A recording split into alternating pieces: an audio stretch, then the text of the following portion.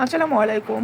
আজকে আমরা সুন্দর একটি জুসের রেসিপি নিয়ে আসছি, বিট জুস রেসিপি। চলুন দেখে নিই কীভাবে তৈরি করবেন। 2টি বিট আর 2টি লেবু নিয়েছি। এগুলো ভালো করে ধুয়ে ছালগুলো ছুলিয়ে নিতে হবে।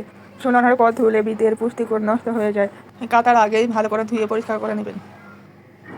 এখন আমরা বিটগুলোকে ছোটো ছোটো টুকরা করে নিয়েছি এবং তার সাথে লেবুগুলো কেটে নিয়েছি।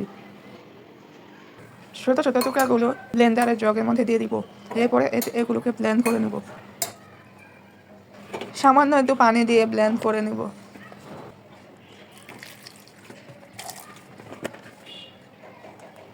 বিটগুলো ব্লেন্ড করা শেষ। এখন আমরা সেঁকে নেব ওগুলোকে।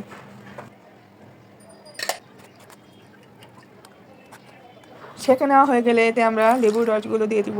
তারপর পরিমাণ মতো চিনি দিয়ে দিব এবং সামান্য আদা বাটা দিয়ে দিব। সবগুলো উপকরণকে ভালো করে মিশিয়ে নেব।